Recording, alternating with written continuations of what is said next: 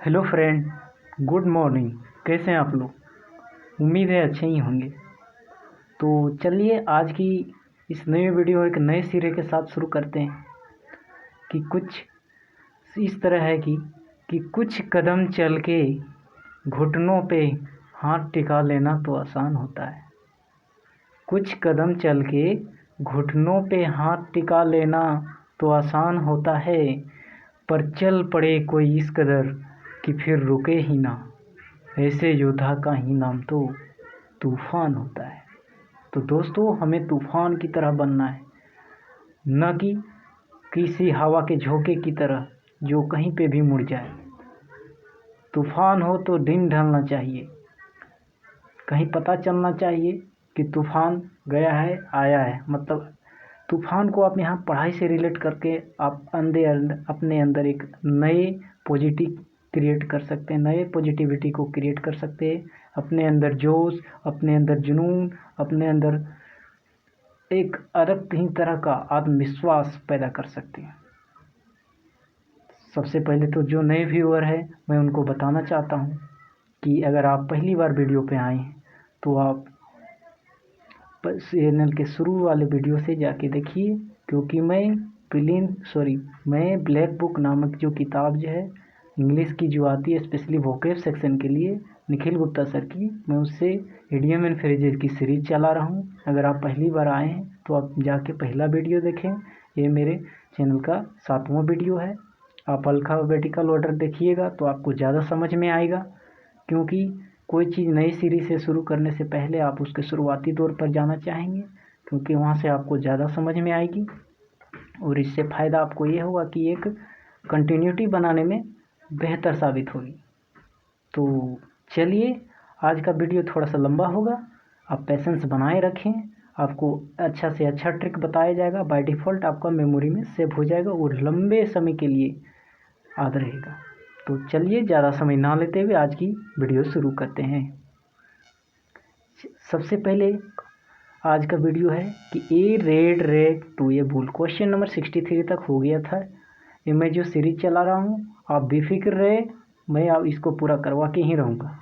और हो सके तो ज़्यादा से ज़्यादा दोस्तों के पास शेयर करें, और नए आए तो सब्सक्राइब ज़रूर करें अगर आपको अच्छा लगे तो आज का जो पहला है कि a red rag to a bull एक एडियम है। इसका मीनिंग होता है कि सांड को लाल कपड़ा दिखाना। सांड को लाल कपड़ा दिखाना या सांड रूपी किसी व्यक्ति को लाल कपड़ा दिखाना, उसको उकसाना, उसको गुस्सा दिलाना, उसको उत्तेजित करना। और इसका इंग्लिश मीनिंग में जो दिया है उसका कि एन ऑब्जेक्ट, इसका जो इंग्लिश मीनिंग है उसका इस तरह आपको दिखा रहा हूँ। हाँ, देखिए, एन ऑब्जेक्ट अटरेंस और act which is certain to provoke someone. यहाँ जो थोड़े से कठिन वर्ड है मैं उसको अंडरलाइन कर दे रहा हूँ, मैं उसका आपको मीनिंग भी बताऊंगा। अटरेंस मीन्स होता है कोई स्टेटमेंट, कोई कथन, और प्रोवोक मीन्स होता है कि किसी को गुस्सा दिलाना या किसी को भड़काना या किसी को उकसाना। तो चलिए, एक तो हो गई मीनिंग की बात। अब इसको रिलेट कैसे किया जाए कि a red rag to a bull. अब इसको रिलेट कैसे कर सकते हैं? आप सभी को पता है कि बुल का मतलब होता है सांड। अब सांड को कैसे गुस्सा दिलाया जाए? सांड को, भाई कोई सांड है बहुत ही वो हिंसक है, ऐसा है कुछ। अब आपको रिलेट कर, अब उसको आपको व्यक्ति जो है वो लाल कपड़ा दिखा रहा है। अब लाल कपड़ा दिखाएगा तो सांड तो गुस्सा होगा ही, और गुस्सा जो होगा वो उस पर क्या करेगा, अटैक कर देगा। और जो ही अटैक करेगा वो आदमी, उसके लिए मुश्किल पैदा हो जाएगी। तो आप इस छोटी सी एक्सप्लेनेशन से आप समझ सकते हैं कि सांड को रिलेट कीजिए रेड कपड़ा से। यहाँ जो रेड है, रेड से रिलेट करने से फ़ायदा ये होगा कि आप यहाँ से कर सकते हैं कि सांप को लाल कपड़ा दिखाना, यानी सांड रूपी कोई ऐसा व्यक्ति है, कोई वैसा आदमी है जिसको आप गुस्सा दिला सकते हैं, जिसको आप क्या कर सकते हैं, प्रोवोक कर सकते हैं उसको गुस्सा दिलाने में। जो हुई चीज़ सर्टेन टू प्रोवोक समवन, मतलब कुछ ऐसा आप कम कर सकते हैं जिससे किसी को गुस्सा आ जाए या किसी को भड़काया जाए। नेक्स्ट है कि a sacred cow. A sacred cow means होता है a person never to be criticised. Sacred cow means होता है कि एक ऐसा व्यक्ति जिसकी कभी भी आलोचना नहीं की जाएगी, यानी कि उसकी कभी भी आलोचना नहीं की जाना चाहिए। तो आप इसको रिलेट कैसे कीजिएगा? इसको रिलेट कैसे कीजिएगा, काव। काव आप सभी को ज़्यादातर पता है कि काव जो होती है वो क्या होती है, ज़्यादातर सीधी ही होती है। आप फिगर पे मत जाइएगा क्योंकि मेरी बहुत ही गंदी ड्राइंग है। तो आप इसको रिलेट करने के लिए मैं आपको केवल इमेजिनेशन डेवलप करने के लिए ऐसा बता रहा हूँ। तो काव को आप रिलेट कीजिए कि गाय जो होती है वो अधिकतर क्या होती है, बहुत ही जेंटल होती, बहुत ही सीधी होती। तो जेंटल जो अधिकांश जो गायें जो होती है बहुत सीधी होती है। तो आपको वहाँ रिला सकते हैं कि जो सीधा आदमी जो होता है वो क्या होता है, वो बहुत ही सीधा साधा रहता है, उसकी कभी आलोचना नहीं करता। गाय को आप यहाँ से आदमी से रिलेट कीजिए कि उसकी कभी भी आलोचना नहीं की जाती है। तो उम्मीद है ये छोटे से एक्सप्लेनेशन से आप रिलेट कर सकते हैं कि ये सेक्रेट काव से होता है कि एक पर्सन, एक ऐसा व्यक्ति जिसकी कभी भी आलोचना नहीं की जाए।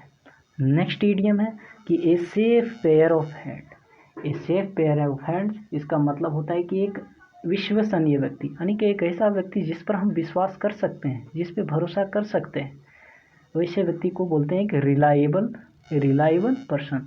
ये तो हो गई एक्सप्लेनेशन। अब इसको रिलेट कैसे करा जाए कि a safe pair of hands, मतलब आप पेयर ऑफ हैंड्स को रिलेट कीजिए कि क्रिकेट में क्या होता है कि महेंद्र सिंह धोनी जो विकेट के पीछे रहते हैं उससे सेफ हैंड किसी का नहीं होता है। क्यों? क्योंकि बॉलर को विश्वास होता है कि अगर थोड़ा सा भी बैट्समैन ने मिस्टेक करा तो धोनी एक जरा कैच नहीं छोड़ेगा, क्योंकि वह उसके लिए विश्वसनीय है, उसके लिए भरोसेमंद है, उसके लिए उसका हाथ कैसा है, सेफ पेयर ऑफ हैंड। उम्मीद है आपको याद हो गया होगा। इडियम है ये safe pair of hand, means होता है रिलायबल पर्सन, एक विश्वसनीय व्यक्ति। नेक्स्ट इडियम है ए सी चेंज। ए सी चेंज का मतलब होता है कि एक पूर्ण परिवर्तन, एक ऐसा परिवर्तन जो टोटल हो जाए, टोटल परिवर्तन, यानी कि ये प्रोफाउंड और नोटेबल ट्रांसफरेंस। प्रोफाउंड का देखिए यहाँ जो थोड़ा सा भी हार्ड वर्डिंग में आपको यहाँ से वन वर्ड सब्स्टिट्यूशंस भी क्लियर हो रहा है, यानी कि आपका वोकेब भी क्लियर हो रहा है। तो यहाँ से प्रोफाउंड का मीन्स होता है गहरा, यानी गहराई, डेप्थ, और नोटेबल ट्रांसफॉर्मेशन, मतलब ऐसा ट्रांसफॉर्मेशन जिसके बारे में सिंपली कह सकते हैं एक ड्रास्टिक चेंज। ड्रास्टिक मीन्स होता है उग्र परिवर्तन, ड्रास्टिक चेंज मीन्स होता है एक उग्र परिवर्तन। अब इसको रिलेट कैसे करा जाए, ए सी चेंज। अब सी से देखते हैं कि एक सी जो है वो बहुत ही नॉर्मल रहती है, यानी कि एक समुद्र है वो क्या रहती है, उसमें बहुत सारा पानी है, लेकिन वो क्या होता है, नॉर्मल रहता है। लेकिन यूँ ही एक बवंडर आया, एक तूफान आया, तो उसका जो लहरें होती समुद्र की ऊंची ऊंची हो जाती है, यानी कि उसमें एक नोटेबल ट्रांसफॉर्मेशन हो गया, एक प्रोफाउंड ट्रांसफॉर्मेशन हो गया, एक ड्रास्टिक चेंज हो गया, जिसके कारण उसकी लहरें ऊंची ऊंची हो गई। तो आप यहाँ से रिलेट कर सकते हैं कि सी का कैसा ट्रांसफॉर्मेशन हुआ।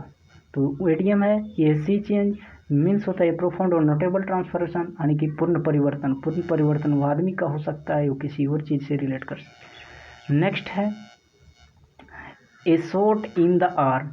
ए शॉट इन द आर्म का मतलब होता है उत्साहवर्धक प्रोत्साहन, मतलब कि एक increasing stimulise something that gives encouragement, मतलब कुछ ऐसा चीज़ जो हमको प्रोत्साहन प्रदान करे, जो हमको हिम्मत दे, जो हमको जोश दे, जो हमको जुनून दे, वैसे चीज़ को क्या कहते हैं कि ये शॉट इन द आर्म। वह मेरे लिए कैसा है, ये शॉट इन द आर्म। अब इसको रिलेट कैसे करा जाए, ये shot in the arm. Shot कहाँ खेला जाता है, क्रिकेट मैदान में बैट्समैन ने बहुत ही अच्छा शॉट मारा, बाउंड्री कवर ड्राइव्स को करते हुए 6 को चली गई, और जब 6 को चला गई तो उससे मेरा कॉन्फिडेंस लेवल क्या होगा, वो बहुत ही हाई हो जाएगा। जब कॉन्फिडेंस लेवल मेरा हाई हो जाएगा तो उससे क्या होगा कि मैं जो शॉट जो खेलने में दिक्कत होती है वो भी बल्ले पे बखूबी आएगी। आप रिलेट करने के लिए मैं आपको ऐसे बता रहा हूँ कि ये शॉट इन द आर्म का मतलब होता है कि आपके अंदर एक आत्मविश्वास होगा, एक जुनून पैदा होगा, एक जोश होगा। तो मतलब अब इसको रिलेट कैसे, आप इसे रिलेट कर सकते हैं कि आप एक ऐसा शॉट, ये बोला है कि ऐसा शॉट है जिसको आपने खेल लिया अपने आर्म की मदद से, बाजू की मदद से, जो आपको क्या दे रहा है, स्टिमुलाई। स्टिमुलाई का मीन्स होता है प्रोत्साहन, और something that is encouragement. Encouragement meaning होता है, इनकरेजमेंट का भी मीनिंग होता है क्या, प्रोत्साहन। तो ए शॉट इन द आर्म का मतलब होता है कि एक इंक्रीजिंग स्टिमुलाई, इससे आप इसको रिलेट कर सकते हैं।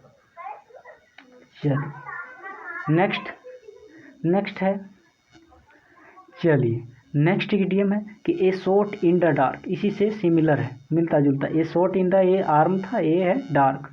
अब इससे इसका मीनिंग होता है कि अंधेरे में तीर चलाना। आप मतलब किसी चीज़ को गेस कर रहे, an attempt that is not expected to succeed और a very little chance of working, मतलब एक ऐसा प्रयास जिसमें सफलता होने का बहुत कम उम्मीद है, वैसे चांस को मतलब वैसा अटेम्प्ट को क्या बोलेंगे कि ए शॉट इन द डार्क है, मतलब उसमें सफलता होने का बहुत ही कम चांस है। अटेम्प्ट टू गेस समथिंग, या किसी को हम गैस कर रहे हैं, अंदाज़ा लगा रहे हैं, किसी के बारे में अनुमान लगा रहे हैं, तो वो शॉट इन द डार्क हो गया। अब इसको रिलेट कैसे करा जाए कि आप ये शॉट जो है वो दिन में खेल रहे थे मैच, अब इसी को क्रिकेट से रिलेट कर रहे हैं। डे टू डे लाइफ का एग्जांपल मैं इसलिए दे रहा हूँ क्योंकि आपको उससे रिलेट करने में सहूलियत होगी और उस जिससे कि आपको ज़्यादा से ज़्यादा दिन तक याद रहेगी इडियम। अब ये शॉट इन द डार्क का मतलब आप क्रिकेट का मैच खेल रहे हो, अचानक लाइट चली गई, डे नाइट मैच है तो रात का मैच था तो लाइट चली गई, अब बॉलर ने बॉल फेंक दिया, आपने अंधेरे में चला दिया, अंधेरे में चला दिया तो अगर सही लग गया तो सिक्स चल जाएगी या फिर कोई शॉट निकल जाएगा, अदरवाइज क्या हो गया, आप बोल्ड भी हो सकते हैं। मतलब इसमें रिस्क है। ये शॉट इन द डार्क मतलब किसी की चीज़ के बारे में अनुमान लगाना, अंधेरे में तीर चलाना, किसी के बारे में गेस करना। नेक्स्ट इडियम है कि ए साइट फॉर सोर आइज। ये साइट फॉर सोर आइज का मतलब होता है कि आँख की ठंडक, आँख की ठंडक। इसको यहाँ से क्लियर नहीं होता, अब रिलेट कीजिए कि ये पर्सन और थिंग मतलब किसी व्यक्ति या कोई वस्तु, that one is extremely please to relieve to see, मतलब जिसको हम लोग बहुत ही दिल की गहराइयों के साथ उसके बारे में अच्छा सोचते हैं या किसी के बारे में अच्छा देखने का कोशिश करते हैं, मतलब सिंपली बहुत ही प्यारा, बहुत ही लवेबल, वेरी लवेबल, जिसको आप बहुत ही, जिसको देखने से आपके आंखों में ठंडक महसूस होती है। साइड फॉर साइज यानी कि रिलेट आप कर सकते हैं कि जिसको देखने से आपकी जो आंखें होती है उसको ठंडक पहुँची थी, मतलब आपको खुशी महसूस होती है, तो वैसे चीज़ को क्या बोलेंगे कि यह मेरे लिए ए साइड फॉर सोराइज है। नेक्स्ट इडियम है कि a snake in the grass. एक snake in the grass means होता है ए ट्रिचेरियस पर्सन और ए अनरिलायबल और डिसीटफुल पर्सन, यानी कि सिंपली शुद्ध हिंदी अगर इसका बोला जाए तो आस्तीन का सांप, यानी कि जो आपके लिए ये नेगेटिविटी है, ये नेगेटिव इडियम है, ये नेगेटिव। अब ट्रिचेरियस देखिए यहाँ वर्ड आ गया ट्रिचेरियस। ट्रिचेरियस का मीन्स होता है कि नमक हराम, जो बेवफा हो जाए या नमक हराम कर जाए। नमक हराम का एक ही और होता है कि परफिडी, यहाँ से आप एडियम भी रिलेट कर सकते हैं, यानी कि वन वर्ड सब्स्टिट्यूशंस भी क्लियर हो रहा है आपका। डिसीटफुल मीन्स होता है धोखेबाज, धोखेबाज यानी कि छल से, जो आपको धोखा से कोई चीज़ कर ले। अब इसको रिलेट कैसे करा जाए कि स्नेक इन द ग्रास, मतलब स्नेक अगर ग्रास से ऊपर रहेगा तब तो हम लोग को कोई आदमी अगर जा रहा है उधर से तो उसको तो दिख जाएगा कि यहाँ पे स्नेक है, ऐसा बहुत बड़ा स्नेक है। लेकिन अगर वही स्नेक घास के नीचे छुप जाए, आपको रिलेट करने के लिए मैं ये स्टोरी बता रहा हूँ कि यहाँ घास के पीछे छुप जाए तो वो क्या करेगा, वो तो उसके ऊपर ज्यों ही जाएगा, वो क्या करेगा, उसको बाइट कर लेगा, कट कर लेगा, काट लेगा। तो वहाँ से क्या होता है, हाँ, तो यहाँ से यहाँ क्या होता है कि स्नेक इन द ग्रास को आप रिलेट कर सकते हैं कि आप कहीं पे जा रहे हैं, मैदान में सांप था, आपने नहीं देखा तो गलती से उसको कट लिया। अब यहाँ केवल सांप से रिलेट नहीं करना है कि कोई ऐसा व्यक्ति भी हो सकता है, सांप के रूप, आस्तीन के सांप रूपी कोई आपका दुश्मन भी हो सकता है, कोई दोस्त भी हो सकता है, दोस्त तो होगा नहीं, जनरली जो आपके बारे में नेगेटिव सोचता है वैसा ही पर्सन। तो उम्मीद है आपको एडियम याद हो गया, आप यहाँ से रिलेट करके मेमोराइज कर सकते हैं। नेक्स्ट है कि ए सोर पॉइंट विथ, ए सोर पॉइंट मीन्स होता है कि दुखी करने वाली बात, चाहे वो दुखी करने वाली बात आपके जॉब चली जाए, भगवान करे इसे किसी के साथ हो ना, लेकिन किसी की चाल हो जाए या किसी का कोई किसी पे हमला हो जाए या किसी का कुछ भी चीज़ जिससे किसी को दुख पहुंचता है, तो उससे क्या होता है कि या इसे आप इसको यही से रिलेट कर सकते हैं कि जॉब आने वाली है, पता चला कि वो वैकेंसी रद्द कर दी गई, तो उसके लिए क्या हो जाएगी, हम पढ़ रहे तो पढ़ाई वाली ही एग्जाम्पल देंगे ना, तो उससे आप कर सकते हैं समथिंग विच हर्ट्स, मतलब कुछ ऐसा चीज़ है जो किसी व्यक्ति को या खुद को हर्ट करे, यानी कि दुख पहुंचाए, ये भी नेगेटिविटी टाइप का एडियम है। तो ये सोर पॉइंट विथ मतलब वो उसके लिए क्या हो गया, सोर पॉइंट, दुखदाई वाली बात हो गई। तो उम्मीद है आप यहाँ से रिलेट कर सकते हैं कि ये एडियम है, सोर पॉइंट विथ मीन्स होता है समथिंग विच हर्ट्स, मतलब जो क्या करे, जो दुखी करने वाले की कोई भी बात है उसको ये सोर पॉइंट हो सकता है।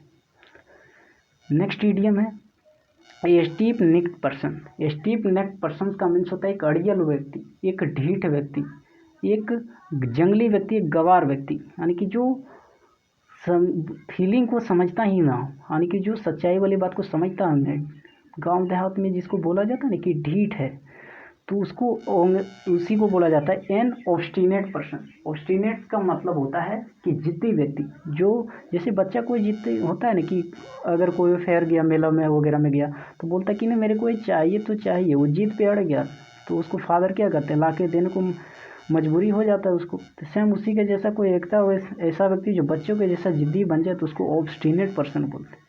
उम्मीद है आपको एक्सप्लेनेशन याद हो गया। अब इसको रिलेट कैसे करें कि कोई ऐसा व्यक्ति है जिसका नाक जो है बहुत टेढ़ा है और बहुत कुरूप लगता है देखने में, एक ऐसा पर्सन जिसका नाक जो है क्या है, वो बहुत लंबी है, कुरूप है वगैरह देखने में, और वो जिद पे अड़ गया कि नहीं हमको तो फिल्म एक्ट्रेस से ही शादी करना है, तो भाई ये तो पॉसिबल होगी नहीं। जिससे अब जिद पे आप अड़ो चाहे आप पीछे जाओ, ये आपको केवल रिलेट करने के लिए बता रहा हूँ, ऐसे व्यवहारिक में होगा ही नहीं। तो चलिए आप यहाँ से रिलेट कर सकते हैं कि कोई ऐसा व्यक्ति था जिसका नेक पूरा लंबी था, स्टीप नेक था। नेक्स्ट से रिलेट कीजिए, नेक मीन्स होता है गर्दन, लेकिन नेक्स्ट को यहाँ से नाक से कर सकते हैं। तो उम्मीद है ये छोटे से एक्सप्लेनेशन से आपको याद हो गया कि स्टीप नेक मीन्स होता है कि जिद्दी और अड़ियल व्यक्ति, एन ऑब्स्टिनेट पर्सन। नेक्स्ट है कि ए स्टोन थ्रो अवे, यानी कि at a short distance. A stone throw away means होता है एट ए शॉर्ट डिस्टेंस, यानी कि छोटी ही दूरी पे। अब इसको रिलेट कैसे करा जाए कि आप किसी दोस्त के साथ जा रहे हो घर, दोनों दोस्त साथ है, बहुत ही जिगरी दोस्त, वो पहली बार आपके घर आ रहा है तो वो बोलेगा कि यार आप तो बहुत दूर है, अब मेरे से चला नहीं जाता, तो चलो किसी नेक्स्ट दिन आएंगे। तो आप उसके बोलेगा अरे अरे अरे नहीं, आप इतना निराश क्यों हो रहे हो, मेरा घर तो अब थोड़ा ही बगल में है। मेरा जो घर है वो क्या है कि वो थोड़ा ही बगल में है, वो इतना बगल में है कि एक स्टोन थ्रो पे है, यानी कि एक ढेल अगर फेंक देंगे, एक पत्थर अगर फेंक देंगे तो जितना दूर पे गिरेगा उतना ही दूर, तो उसको तो क्या हो रहेगा, उसको पॉजिटिविटी क्रिएट हो जाएगी उसके अंदर कि अरे भाई ये तो बहुत छोटी दूरी है। तो सिंपल इस छोटी सी एक्सप्लेनेशन से आप याद कर सकते हैं कि at a stone throw means होता है एट ए शॉर्ट डिस्टेंस, यानी बहुत नज़दीक। नेक्स्ट इडियम है ए storm in A tea cup.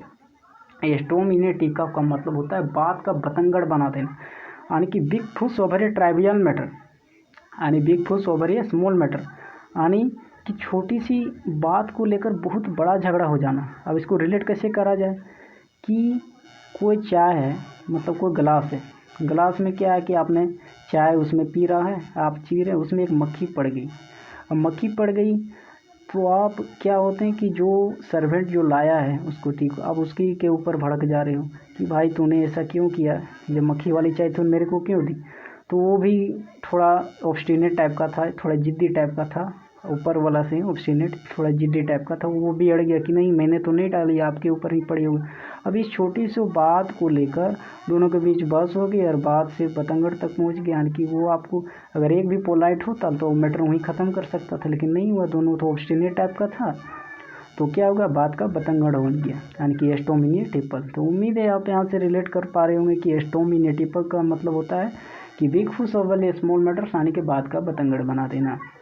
अब नेक्स्ट इडियम है कि ये थ्रोन इन द फ्लैश। ये थ्रोन इन द फ्लैश का मतलब होता है कि ये सोर्स ऑफ कंटिन्यूअल अनोइंस और ट्रबल, यानी कि जी का जंजाल, मतलब कोई ऐसी समस्या है जिसका जड़ कोई चीज़ है, कोई ऐसी समस्या है जिसका जड़ कहीं पे एक है, तो उसी को बोलते हैं कि जी का जंजाल। अब इसको रिलेट कैसे करा जाए, कि फ्लैश है, फ्लैश का मीन्स होता है मांस का कोई टुकड़ा है, उसी में क्या आ गया, एक छोटा सा कांटा आ गया, थ्रोन आ गया। थ्रोन मीन्स होता है, अब इसको रिलेट कर सकते हैं कि थ्रोन मीन्स कांटा हो गया, अब उसमें एक छोटा सा कांटा पड़ गया, तो खाने वाले व्यक्ति को वैसा, यानी कि उसको नज़रअंदाज ना करके मतलब क्या होगा, उस पर उसने बहस छेड़ दी, सेम ऊपर के वाला के जैसा एक्सप्लेनेशन कि उसने उस बहस छेड़ दी। अब बहस छेड़ने से होगा ये क्या कि ये थ्रोन इन द फ्लैश किया हुआ है सोर्स ऑफ कंटिन्यूअल अनाउंस, बात को जहाँ दबाना चाहिए वहाँ पे वो क्या कर रहा है, नॉय कर रहा है, यानी गुस्सा दिला रहा है, उसे समस्या खा रहा है, ट्रोबलनेस खड़ा कर रहा है, तो उससे क्या होगा कि ये थ्रोन इन द वो फ्लैश बन जाएगा, यानी कि जी का जंजाल हो गया। तो जी का जंजाल यहाँ कौन बन गया, मीट बन गया, मीट का जिसमें कांटा पड़ा हुआ था। तो उम्मीद है छोटी सी एक्सप्लेनेशन से आपको याद हो गया होगा कि ये थ्रोन इन द फ्लैश का मीन्स होता है कि ये सोर्स ऑफ कंटिन्यूअल अनोयंस और ट्रबल, यानी कि होता है कि जी का जंजाल। नेक्स्ट क्वेश्चन है कि ये टर्निंग पॉइंट, ये टर्निंग पॉइंट है, ये टर्निंग पॉइंट एरिया में इसका मीन्स होता है एक नया मोड़, यानी एक नया मोड़ है, एक नए सिरे से शुरुआत करना, anything that brings about change, यानी कुछ ऐसा जो किसी के बारे में, परिवर्तन के बारे में बात करें कि यह मेरे लाइफ का टर्निंग पॉइंट था, यह मेरे स्कूल का टर्निंग पॉइंट था, यह मेरे स्कूल लाइफ का टर्निंग पॉइंट था। तो आप रिलेट कर सकते हैं कि टर्निंग पॉइंट होता है कि स्कूल में जो एक घटना हुई उसमें मेरा पैर टूट गया, तो वह मेरे लिए मेरे लाइफ का, यानी मेरे स्कूल लाइफ का टर्निंग पॉइंट था। क्यों? क्योंकि पैर टूटने के बाद मैं समझ गया कि कभी भी कीचड़ में दौड़ना नहीं चाहिए। तो आप यहाँ से रिलेट करके याद कर सकते हैं कि ये टर्निंग पॉइंट का मीन्स होता है anything that bring about change, कुछ ऐसा जो किसी के बारे में परिवर्तन का बात करें। नेक्स्ट क्वेश्चन और लास्ट क्वेश्चन इस वीडियो का है कि ये वेक्स्ड क्वेश्चन मीन्स होता है कि विवादास्पद प्रश्न, यानी वेक्स्ड मीन्स होता है कि झगड़े का, वेक्स्ड मीन्स होता है झगड़े का, कंट्रोवर्शियल मीन्स होता है विवाद, यानी कि एक ऐसा क्वेश्चन है जिसको लेकर विवाद हो जाए किसी दो विद्यार्थियों के बीच में कि नहीं भाई ये क्वेश्चन का आंसर तो ये होगा, किसी ने कहा नहीं ये आप तो गलत हो, इस क्वेश्चन का आंसर तो ये होगा। तो दोनों के बीच क्या हो गया कि उसको लेकर डिस्प्यूट हो गया, कंट्रोवर्सन हो गया। डिस्प्यूट मीन्स भी होता है विवाद, कंट्रोवर्शियल मीन्स होता है विवाद। तो आप यहाँ से रिलेट करके आप इजीली याद कर सकते हो। तो आज का वीडियो में क्वेश्चन नंबर 78 तक हुआ है। उम्मीद है इसी तरह धीरे धीरे जो सीरीज़ है वो बहुत ही धीरे धीरे चलेगी। धीरे धीरे मैं इसलिए चला रहा हूँ क्योंकि अगर आप किसी को एक्सप्लेन अच्छा से करोगे तो एक्सप्लेन अगर अच्छा से करोगे ज़्यादा दिन तक याद रहेगा। आप सभी से रिक्वेस्ट है, एक हम्बल रिक्वेस्ट है कि आप रिवीजन ज़रूर करते जाएं। मैं PDF डाल दिया हूँ मैं अपने टेलीग्राम चैनल पे, मैं लिंक नीचे डाल दूँगा। अगर आप लोग का कमेंट आए, किसी ने बोल दिया कि लिंक डाल दो, तो मैं लिंक डाल दूँगा, क्योंकि वहाँ पर आप देखें बहुत सारे विद्यार्थी भी हैं, आप वहाँ जाके जुड़िए। क्योंकि मैं बराबर PDF जो पढ़ा रहा हूँ उसका मैं PDF डाल चुका हूँ, आपको अलग से लिखने का ज़रूरत भी नहीं पड़ेगी। तो आप वहाँ PDF पे मैंने जो डाला वहाँ पे आप जाके देखो कि उसमें क्या क्या लिखा हुआ है, यानी कि सब जो मैं पढ़ाया हूँ उसका PDF डाल दो। आप केवल वहाँ से जाके रिवाइज करो कि सर ने ऐसा ऐसा बताया था। तो उम्मीद है आज की वीडियो थोड़ा सा लंबी हो गई है पर पसंद ज़रूर आया होगा। उम्मीद करते हैं कि आप लोग को अच्छा लगा होगा। अगर अच्छा लगा हो तो सब्सक्राइब ज़रूर करें, ज़्यादा से ज़्यादा दोस्तों तक ज़रूर फैलाएँ। मैं बात और सबसे विनम्र रिक्वेस्ट है कि लाइक ज़रूर करें। आपका एक एक लाइक बहुत इम्पोर्टेंट मोटिवेशन देता है। तो चलिए ज़्यादा वीडियो लंबी ना करते हैं, आज तक के लिए इतना ही बस। Thank you all of you. मिलते हैं कल next video. Bye bye, take